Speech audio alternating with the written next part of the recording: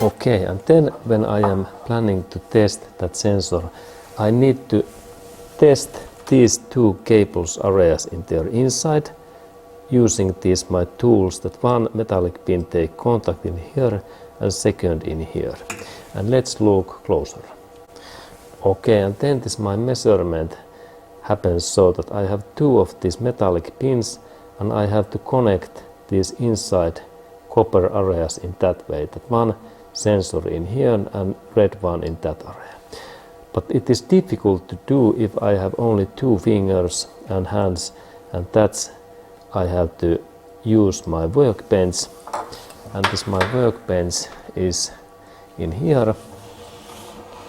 It looks like that, very useful.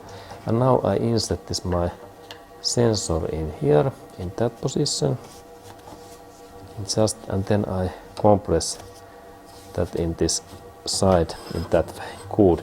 And now we can see those cables. And what then I need? Then I need this my electric tester. What is in here?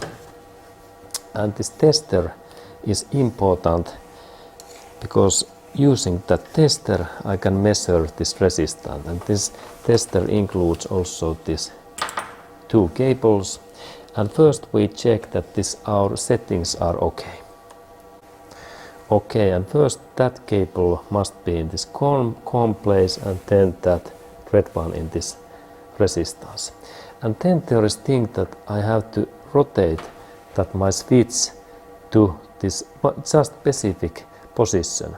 And then there is situation that if I start to measure this resistance in too low scale, what is in here, then I don't get any results. And this is interesting thing, because now when I rotate that in this smallest resistant amount in that way, and this number 1 means that there is no any result.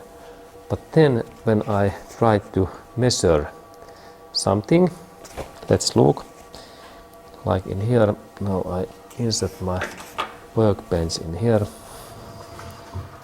in that area, and there is this my connectors in there. And then when I insert this my cables, then we look in that digital amount, and especially when I insert this my cables in this measurement area, first one red in that side and black in another area, another pin, in this way. Now when we look those my results, we can see that now there is no any result. Look, there is nothing happens. Okay, and that can happen if we are not aware that we have to rotate that my switch to this 2000 kilos. And let's go to look that closer. Okay, and the scale must be really in this 2000 kilos. And then we can measure these sensor amounts, because let's look now, because there is this area, those cables in there, and then I take this my cables and then look in that area. And if we can see in here this amount, what is 200 these kilos, then this our sensor is okay. But if we can't see in there anything like 0 or 1000, then this our sensor is bad, because this range is about in 150 to 200 kilos is this piezo sensor's resistance. And let's look now when I start to install this my measurements tools in here, that what results we can get. Okay, and if there is 200, this is in excellent condition. Okay, and let's look.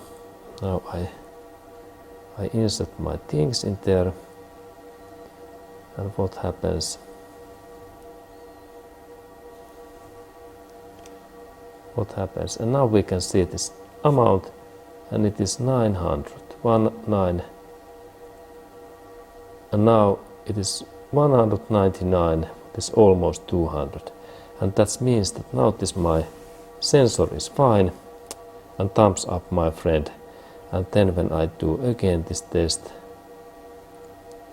what happens? What happens this result?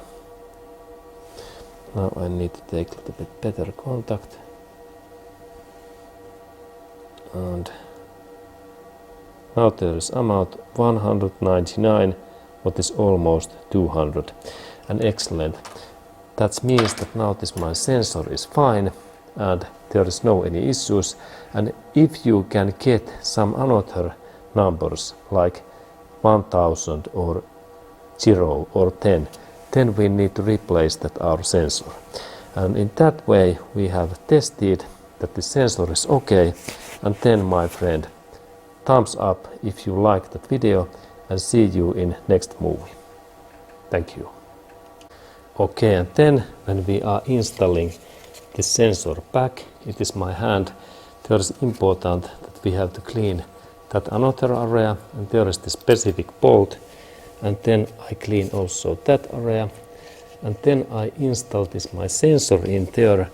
And then there is important thing that I have to insert this my sensor in just specific torque, what is now 20 Newton meters. Because this is sensitive sensor, I need this my socket, and then torque French tool, and then I insert in here this force, what is 20 Newton meters. Now I set up that 20 Newton meters,